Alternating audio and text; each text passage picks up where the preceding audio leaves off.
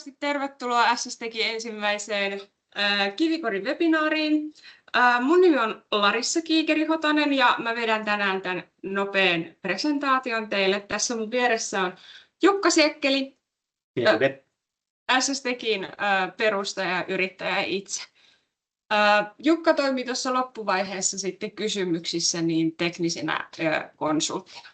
Tämä webinaari kestää noin 30 minuuttia ja tämä on hyvin tiivistetty läpikäynti Kivikorin perusteista. Yes. Aloitetaan tämä webinaari nopealla meidän yritysesittelyllä ja sen jälkeen siirrytään isommaksi osaksi aikaa tuohon Kivikori-ratkaisujen perusteisiin ja oikeaan suunnitteluun näin meidän niin kuin Kivikori-valmistajan näkökulmasta. Lopuksi käydään sitten loppuun vielä ulkonäköön vaikuttaminen ja sitten nopea tuotevalikoiman esittely. Sitten on lopuksi ne kysymykset ja loppumoikkaukset. Okei, eli SSTech, niin me ollaan vihtiläinen perheyritys. Me ollaan toimittu alalla nyt 16 vuotta ja ollaan oltu aivan ensimmäisiä Suomen markkinoilla. 15 vuodessa ollaan rakennettu noin 52 000 naumaneliöä kivikoreja, eli käytetty vähän yli 2000 rekkakuormaa kiviä. Me ollaan alusta saakka erikoistuttu nimenomaan kivikoreihin ja sitten niiden kehittämiseen. Me urakoidaan, meillä on huoltopalvelut, me toimitaan asiantuntijatehtävissä ja sitten myydään ihan tätä runkomateriaalia. Me tehdään yhteistyötä niin isojen kuin pienten yritysten kanssa ihan unohtamatta sitten yksityishenkilöitä. Meillä on myös nykyaikaiset järjestelmät, millä me voidaan auttaa suunnittelussa ja sitten esimerkiksi rakennekuvissa, niiden piirtämisessä. Tässä ensimmäisessä osiossa niin tutustutaan enemmän kivikorin rakentamisen perustietoihin. Eli käyttökohteita kivikoreissa on monia. On tukimuurina, korkeuseroissa, näköesteenä ja aitana, esimerkiksi tällaisen perinteisen lauta-aidan sijaan. On koristeena, julkisivuvuorauksissa sekä sitten meluesteenä. Mutta aloitetaan näistä hyödyistä ensin. Nämä on siis nopea ja helppo rakentaa. Valmista muuria voi 2 hengen voimin kaivurin kanssa niin saada jopa 40 metriä päivässä. Näitä kivikoreja on helppo muokata ja niissä on paljon erilaisia ulkonäkövaihtoehtoja. Ei ole montaa kohdetta, mihin kivikorit ei itsessään niin kuin sopisi, vaan pitää osaa vain suunnitella siihen oikea kivikoriratkaisu, ja tässä me autetaan ehdottomasti aina. Huoltovapaus sekä pitkä elinkaari on yksi isommista plussista, mitä kivikoreissa voi olla. Rungon sinkitys kestää noin 100 vuotta, ja käydään tätä ruostumisprosessia tuossa seuraavalla dialla ihan vähän enemmän. Kivikorin pinta ei ole myöskään ihanteellinen grafiittitaiteilijoille, eli se ei ole ihan kovin törkyherkkä myöskään. Nämä kivikorin julkisivut voidaan myös käsitellä grafiittisuoja-aineella, jos nämä grafiitit enemmän huolettaa.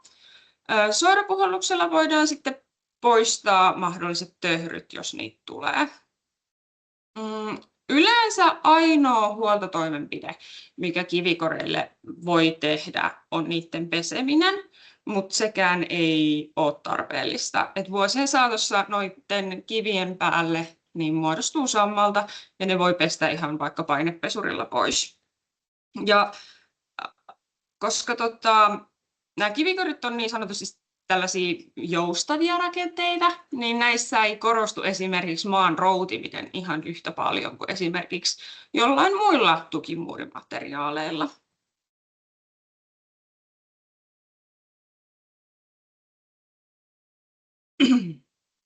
Isoin kysymys ehdottomasti, mitä me saadaan kivikoreihin liittyen, on se, että kuinka kauan siihen menee, että kivikori pitää vaihtaa ruostumisen takia. Ja se on noin 125 vuotta. Me ei olla vielä vaihdettu kivikoreja ruostumisen takia kertaakaan. Nämä rungot tehdään sinkitystä teräsverkosta ja niiden minimikerrospaksuus sinkityksellä on 85 myytä. Ja vertailukohtana niin Suomen olosuhteissa sinkki syöpyy pois noin 0,085 myytä vuodessa. Ja sinkillä on myös tällainen katodinen suojauskyky, mitä tämä oikeanpuolimmainen kuva tässä esittää.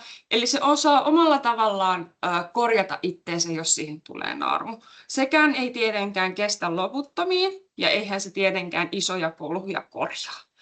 Jos tulee taas tällaisia isoja kolhuja, niin ne voi korjata helposti sinkkimaalilla tai sitten sinkkispreillä, ja näitä saa ihan noista perusrautakaupoista. Tietenkin sitten kivikorin rakentamisen suurin hyöty pitää ottaa esille, eli sen ekologisuus. Nämä on 100% kierrätettävissä. Nämä on myös helppo kierrättää, koska näissä ei ole hirveän montaa eri kierrätyselementtiä. Ekologisuus ja kustannustehokkuus se taas sitten korostuu heti, kun kalliomurske, tämä täytemateriaali, niin jos se saadaan läheltä. Ja infratyömailla niin ihanteellista olisi, että me saataisiin tämä täytemateriaali suoraan siitä kohteesta.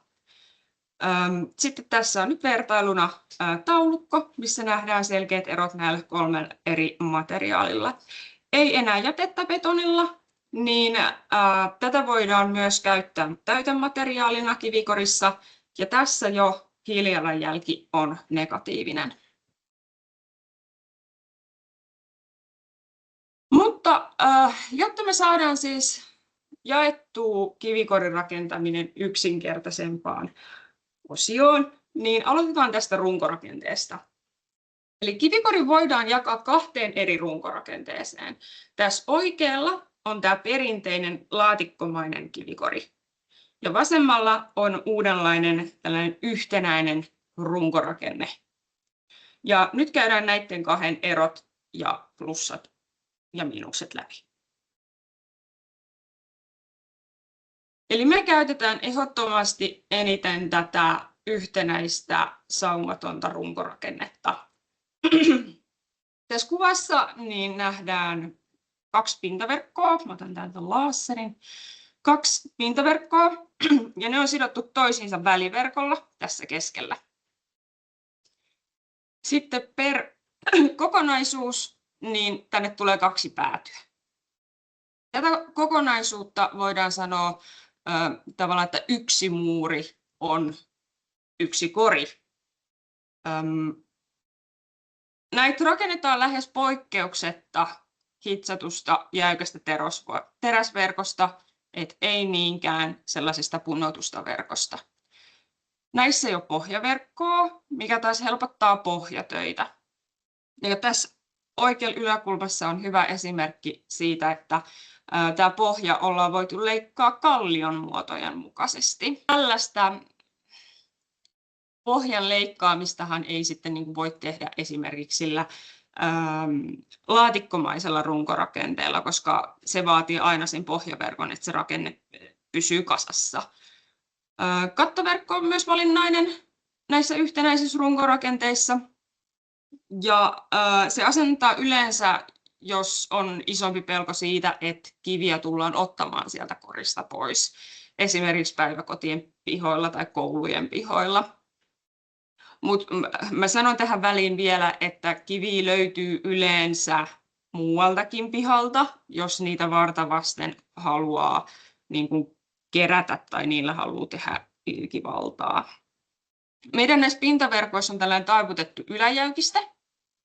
Ja tämän takia niin, täyttäessä tämä yläreuna ei lähde aaltoilemaan, niin tähän ei senkään takia tarvita sitä kattoverkkoa. Ja siis ehdottomasti isoin hyöty tällaisessa yhtenäisessä runkorakenteessa on sen muokattavuus niin korkeassa kuin pystysuunnassa. Eli tätä pystytään lyhentämään aina jokaisen täyden lankarivin kohdalla. Sitten on perinteinen laatikkomainen runkorakenne. Tässä on nimenomaan pohja, sitten on sivut ja katto. Ja sitten nämä sidotaan yhteen spiraalilangalla, tikulla tai sitten C-lenkeillä. Runko voidaan tehdä hitsatusta jäykästä teräsverkosta tai sitten punotusta langasta. Tätä punottua lankakoria ei näy enää hirveästi, mutta esimerkiksi Keski-Euroopassa sitä on enemmänkin vielä näkyvillä. Tämä laatikkomainen kivikori on hieman jäykempi toteuttaa ja suunnitella. Pohjatyöt pitää olla selkeästi tarkempia sen pohjaverkon takia. Ja näistä ei saa toteutettua niin helposti esimerkiksi kaariviin muotoja. Kasaamisessa on vähän enemmän työvaiheita ja täyttämisessä myös, joten nämä on ihan vähän hitaampia rakentaa. Tällaisessa perinteisessä kivikorissa me käytetään näitä, jos halutaan siirrettäviä kivikoreja. Eli me täytetään ja tärytetään nämä täällä meidän toimitiloilla ja sitten ne siirretään kohteeseen. Et joskus työmailla ei vaan ole tilaa valmistaa kivikoreja. Sitten mennään rakentamisen teknisiin tietoihin. Me ollaan kasattu tähän nämä tiedot niin kuin yhdelle sivulle per aihe. Niin näitä on sitten helppo käyttää lunttaamiseen, jos joskus haluaa palata näihin tietoihin. Ja aloitetaan noista kivikorien vakiomitoista. Ja tällä yhtenäisellä runkorakentajalla niin tällä on paljon laajemmat tavallaan nuo vakiomitat. Et esimerkiksi 500 milliä syviä koreja, niin voidaan tehdä 500 milliä korkeita ihan 2 metriin saakka. Laatikkomaisissa kivikoreissa niitä on vähän hankalampi leikata eri muotoihin, joten suunnitteluvaiheessa pitää olla jo tiedossa, että mitä laatikkokokoa käytetään. Ja kuten näkyy, niin niitä on meilläkin tarjolla näin monta eri kokoa. Mut muistuttaisin, että meillä on tässä Vihdissä siis omat tuotantotilat, missä me pystytään tekemään sitten ihan erikoiskoreja ihan omilla mitoillaan, jos niitä työmaalle tarvitaan. Paljolti tulee myös kysymyksiä, että mikä on kapein kori, mitä me voidaan toteuttaa. Et pienin syvyys, mitä me ollaan toteutettu, on 23 senttiä. Ja näin kapeat korit, niin ne tarvitsee aina sisälle erillistuennan. Ja me ollaan käytetty täällä sisällä tuollaisia teräspalkkeja. Sitten siirrytään tukimuurin teknisiin tietoihin, eli pohjatyöt näissä on siis tosi helppo toteuttaa. Eli ihan vain routimaton ja tiivis pohja. Se, että millä säännöllä korkeus kulkee käsi kädessä syvyyden kanssa, niin tähän vaikuttaa, miten ne korit rakennetaan ja miten ne tuetaan. Jos koreihin ei tule erillistä geotuentaa, on alle 2 metriä korkean tukimuurin syvyys, niin minimissään 50 senttiä. Jos korkeus menee yli 2 metrin, niin sitten sen on oltava jo metrin syvä. Mutta jos me tukimuurissa otetaan käyttöön geoverkkotuenta, niin sitten tämä korkeus-syvyyssuhde niin on jo ihan erilainen ja se muuttuu selvästi. Tällöin, jos korkeus on alle 3 metriä, niin sitten pystytään vielä käyttämään 50 senttiä syvää koria. Jos me mennään tukimuurissa yli 3 metrin, niin sitten pitää olla metrin syvä kori. Käydään tuota geotuentaa tuossa ihan muutaman dian päästä vähän lisää. Tukimuurin kivikorin taustalle pitää aina tukimuureissa asentaa suodatinkangas ja routimaton takatäyttö. Ei ikinä patolevyä tuonne väliin. Kivikori on kuin salaojitus. Sitä patolevyä ei missään nimessä saa käyttää. Kivikorimelu-esteet sitten on taas melko uusi tuote Suomen markkinoilla. Me ollaan testattu meidän oma melumuuri VTT:llä noin 10 vuotta sitten. Pohjatyöt on samat kuin muussakin kivikorin rakentamisessa, eli toi routimaton tiivis pohja. Tällöin tähän meluesteeseen ei tule myöskään ääntä vuotavaa sokkelikiinnitystä. Me ollaan käytetty tällaista joulukuusimaista muotoa. Eli alhaalta tämä meluesto on leveämpi kuin ylhäältä. Tai sitten me ollaan käytetty tällaista täysin pystysuoraa rakennetta, mutta tänne sen melumuurin alaosaan pitää asentaa tällaiset alatuet. Meluesteessä meillä niin on joko hiekka- tai betonisydän, ja ne on täysin saumattomia ne sydämet. Niin sitten melumuurissa ei ole ollenkaan vuotavia välejä. Ehdottoman tärkeää kuitenkin sit tässä kivikorimeluesteessä on se, että pintaa ei saa lajitella. Noit kiviä tuolla sisällä niin ei saa missään nimessä pinta lajitella. Et jos ne lajitellaan, niin ääni heijastaa tästä pois tosi herkästi. Et se ei ime yhtään ääntä enää sen jälkeen. Ja tässä meillä on meidän melueste Vuokotista. Tämä on 5 metriä korkea, alhaaltaan 2 metriä syvä ja ylhäältä metri.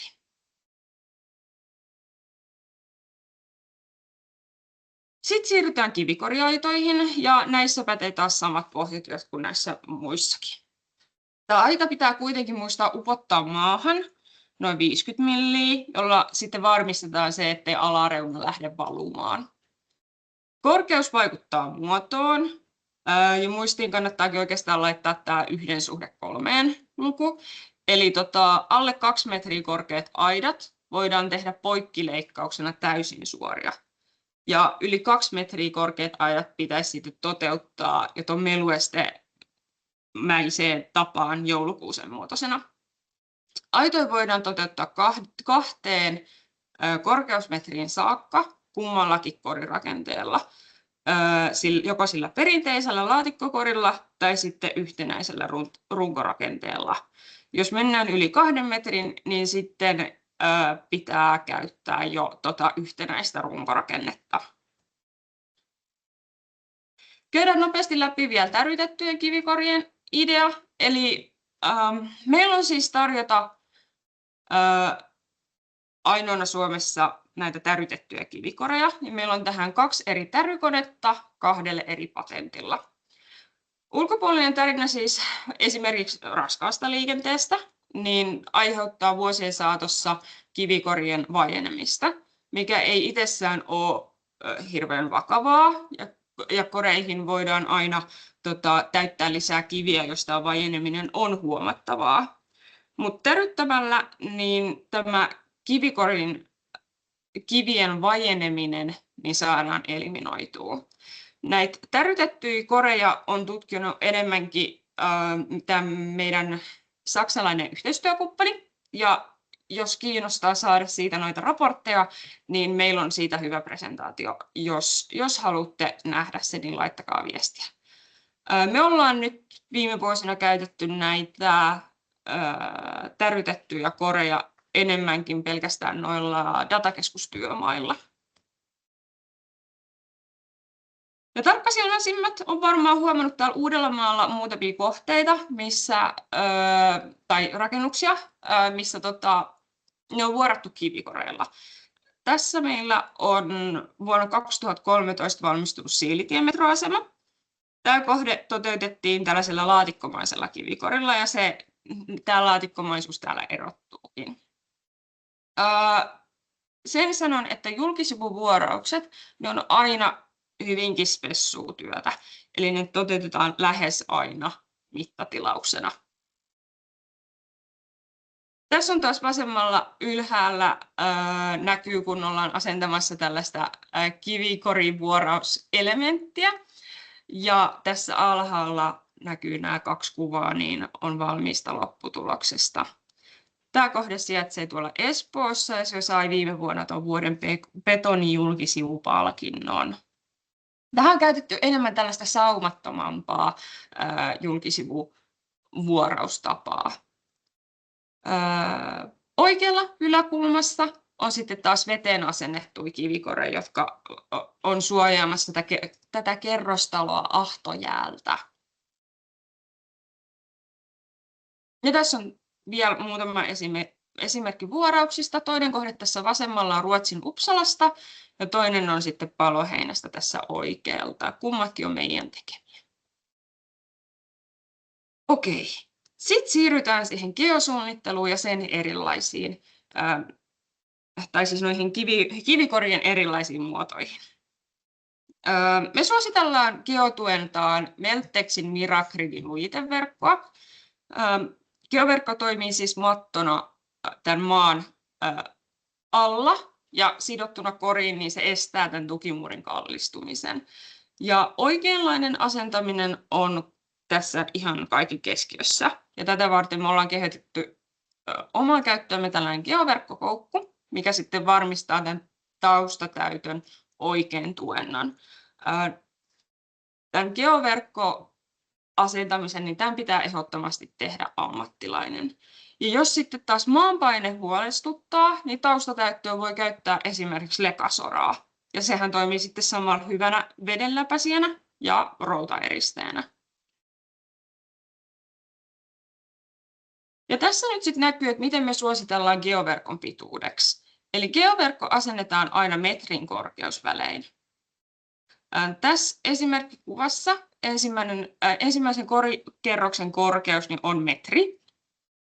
Ja siihen halutaan asentaa nyt ensimmäinen toi geoverkko. Geoverkon pituus saadaan laskettua sillä, että se on tämän asennuskohdan korkeus kertaa 1,3. Eli tähän ensimmäiseen metriin niin me suositeltaisiin, että geoverkon leveys on 1,3 metriä. Ja kun sitten seuraava geoverkko asennetaan tuonne 2 metrin korkeuteen, niin voidaan laskea taas 2 metriä kertaa 1,3. Eli toisen kerroksen geoverkko, niin se on leveydeltään 2,5 metriä. Tässä meillä on taas seuraavaksi muutama suunnittelukuva. Eli tässä vasemmalla on alkuperäinen suunnitelma. Ja tässä on haluttu, että tukimuurin korkeus on 2,5 metriä. Ja täällä ylhäällä niin näkyvä osa olisi enää 50 senttiä syvä. Ensimmäisessä vaihtoehdossa oltaisiin voitu toteuttaa tämä sillä tavalla, että tämä alin korikerros on 1,5 metriä syvä. Sitten sen päälle asennetaan metrin syvä korikerros ja lopuksi vielä toi 0,5 metriä syvä korikerros. Mutta tässä on paljon työvaiheita ja paljon menee materiaalia. Eli me oltaisiin lähdetty toteuttaa tämä alkuperäinen suunnitelma sillä, että otetaan tähän mukaan tuo geoverkkotuenta. Eli me voitaisiin tehdä tästä korista silloin saman tien 50 senttiä syvä ja asentaa tänne ensimmäisen metrin korkeuteen geoverkko ja sitten 2 metrin korkeuteen toinen. Niin säästetään paljon aikaa ja todella paljon materiaaleja. Tässä on seuraava suunnitelma, missä miten me voitaisiin hyödyntää geoverkkotuentaa. Vasemmalla tuo alkuperäinen suunnitelma ja toinen vaihtoehto olisi sit, millä me lähdettäisiin eteenpäin. Eli tehtäisiin tästä heti 60 senttiä syvä ja asennettaisiin tuonne metrin korkeuteen geoverkko.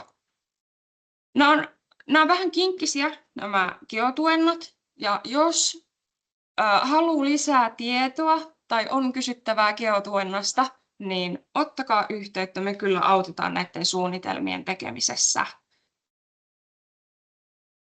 Sitten pitää vielä mainita noi kaarevien, tukimuurien ja aitojen suunnittelu, että nämä kannattaa aina suunnitella tuolla yhtenäisellä runkorakenteella.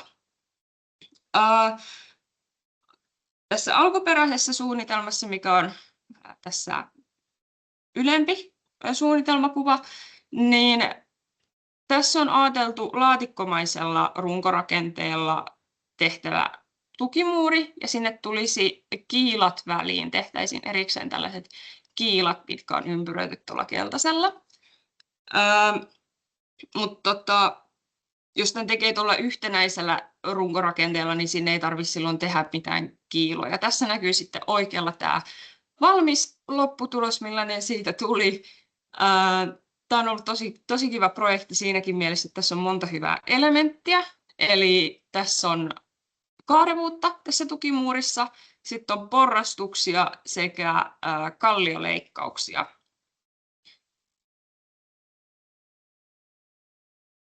Seuraavaksi meillä on aiheena ulkonäköön vaikuttaminen. Eli kivikoreista tulee tosi usein ajateltua, että se on sillä perus 7575 silmäkoolla oleva kori, missä on harmaata kiveä sisällä. Ja oikeastihan siis vaihtoehtoja kivikoreissa ulkonäköön niin on todella monia.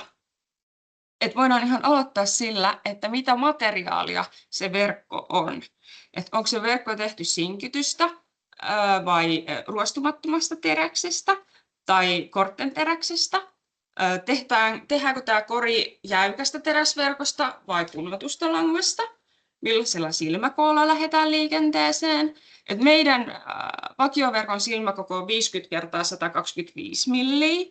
Ja koska me ollaan päädytty tähän silmäkokoon sen takia, että jos katsoo sivusta sitä koria, niin tämä täytemateriaali näkyy vielä paljon paremmin kuin tällä perus 7575 silmäjaolla olevalla silmällä. Sitten on se, että millaisella lankapaksuudella lähdetään toteuttamaan kori. Kaunis keskitie on toi 4-6 milliä paksu lanka.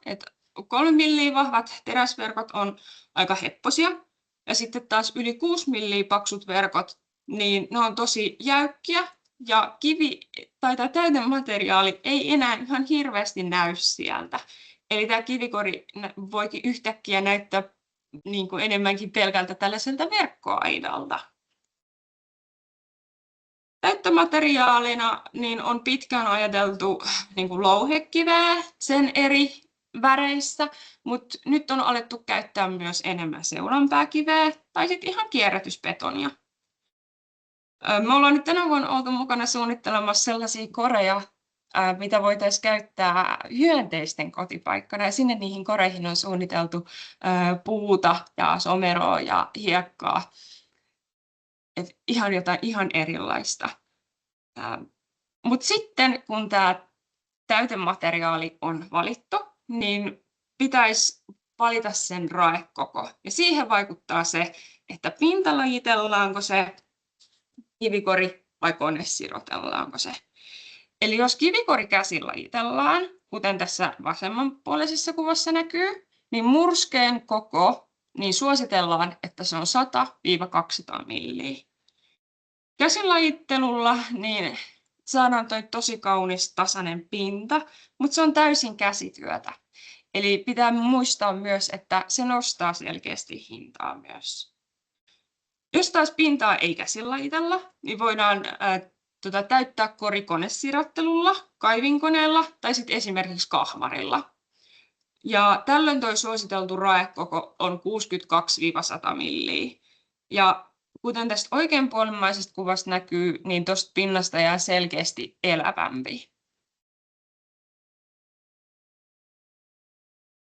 Ja sitten mitä kaikkea kivikoreihin voi siis lisätä, millaisia elementtejä. Eli siis kivikori tuonne yläpintaan voidaan asentaa sisälle valuputket. Ja niihin voidaan sitten upottaa aitatolppa. Ja sitten voi valita ihan millaisen aidan tahansa siihen päälle, mitä haluaa. Kasvillisuudella saadaan lisättyä tosi paljon pehmeyttä. Tuonne kivikoriin voidaan sisälle upottaa tällaisia multapusseja, ja niihin voidaan sitten istuttaa esimerkiksi köynnöksiä. Koreihin voi lisätä valoja tai esimerkiksi talon numeroita tai kylttejä, tai kuten tässä vasemmalla, niin postilaatikoita voi lisätä. Ja joskus sitten käy myös niin, että luonto itse löytää tiensä ja istuttaa itse näihin koreihin jotain.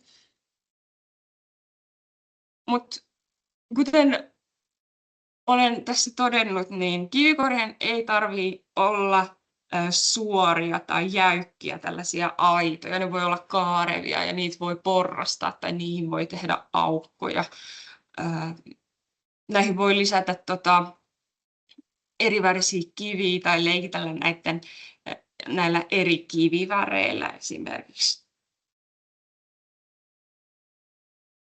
No mutta, nyt on siis iso osa webinaarista jo takana, mutta mä haluaisin kertoa tosi nopeasti meidän perustuotetarjonnasta. Näillä seuraavilla dioilla on perustietoa, miten näitä voi sitten käyttää suunnittelussa hyväksi. Me tehdään siis yhteistyötä saksalaisen Rotfussbest Capionin kanssa ja me käytetään myös heidän tuotteitaan. Et meidän tuotteet on etähyväksyttyjä sekä niillä on tuo ISO 9001. Tästä meidän yhtenäisestä kivikorirakenteesta onkin nyt jo paljon puhuttu, tai olen tässä nyt paljon kertonut niistä. Sitten on tämä perinteiset laatikkomaiset Roko ja Monotec R-korit. Tämä Roko-kori, niin tässä käytetään spiraalilankaa sidonnassa ja tässä Monotecissa niin käytetään sellaista tikkusidontaa. PSK ja SST:kin oma siirrettävä kivikori on sitten tällainen kori, joka on esitäytetty täällä meillä. Se on tärytetty ja tämä on täysin kuljetettava ja siirrettävä. Delta Green on myös kivikori, vaikka tämä ulkoseinä on tehty tällaisesta kasvumatosta. Me ei olla vielä löydetty yhteistyökumppania, kenen kanssa oltaisiin edetty tämän viherratkaisun kanssa, että saataisiin tällaista hyvää mattoa meille käyttöön. Sitten on tämä meidän melueste. Tämä on testattu VTT:n uudemmalla mittaustavalla. Tässä on hiekkasydän ja sitten tässä Silent R Plusassa, niin tässä on valubetonisydän. Blix on kapea aitakori, mistä oli ihan oma dia tuolla aikaisemmin. Sitten on julkisivukivikorit ja tähän meillä on oma ripustustekniikka. Eli tähän seinään asennetaan teline, mihin saadaan sitten ripustettua tämä esitäytetty laatikkomainen kivikori. Ja tässä on yhdellä dialla meidän kaikki perustuotteet. Eli meiltä löytyy myös laaja kavalkaadi erilaisia erikoistuotteita. Et viime vuosina eritoten nuotiopaikat, istutuskorit ja kivikoripenkit niin on noussut suunnitelmakuvissa enemmän esille. Ja mun pitää ehdottomasti mainita, että mun lempparitäyttömateriaali, niin se on ehdottomasti tuollaiset murskatut vanhat hautakivet. Ja tässä on tämä penkki, mikä tässä oikealla alakulmassa on, niin nämä on täytetty niillä. Kivikoreista voi siis suunnitella niin paljon kaikkea hienoa osaksi isoa tai pienempää kokonaisuutta. Tässä on meillä vasemmalla sähköportin suojus. Keskellä nämä kivikorit on suunniteltu osaksi tällaista sadepuutarhaa. Mä oon tehnyt LinkedIniin tästä postauksen, jos haluatte käydä tutustumassa siihen enemmän. Ja sitten tässä oikealla niin kivikoreista on tehty Kaarinaan amfiteatteri tuonne koulun pihalle. Mutta tässä meillä on hyvin tiivistetysti 33 minuuttiin meidän webinaari. Okei, no nyt tulee paljon kysymyksiä lisää. Hienoa. Hei, aloitetaan tuolla. Tuomo kysyy, millaisia palveluita meiltä saa. Eli meiltä saa ihan urakoinnin, sitten meiltä saa suunnittelupalvelut, nämä asiantuntijapalvelut nimenomaan. Sitten on huolto- ja korjaustyöt kivikoreille. On ne sitten meidän tekemiä kivikoreja tai jonkun toisen tekemiä. Ja sitten on itse verkkomyynti. Jarmo, miten Kaiteen saa parhaiten upotettua kivikoriin? Mulla on laitettu toi 160 ilmastointiputki. Ja sitten siis oikeastaan sen Kaiteen asentamisesta sen verran, että ennen kuin me täytetään piripintaan saakka se kivikori, niin meidän pitää tietää, että mikä se tolppajako on. Eli se on oikeastaan ainoa sellainen määrittävä tekijä, mitä me tarvitaan, että millä välein tarvitaan ne valutolpat sinne asentaa.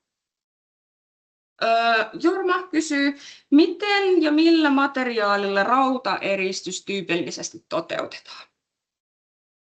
Se harvemmin tulee, mutta sinne on rautaeristykseen laitettu, takapuolella laitettu vekasuraa. Sitten ollaan pohjana käytetty pitbommilla. Ihan niin kuin samalla tavalla kuin normaalin sokkeri, kun talon sokkerin tekee, niin samalla tavalla, jos haluaa tehdä, jos pelkää routimista. Noin 10% laitetaan rautaeristä. Jos tulee vielä jotain kysyttävää, niin nettisivulta löytyy meidän yhteystiedot. Laittakaa viestiä tai soittakaa. Hei, ihanaa viikonlopun alkamista kaikille ja kiitos vielä 1000, että osallistuitte tähän meidän ensimmäiseen webinaariin ikinä. Hienoa. Kiitos. Kiitos.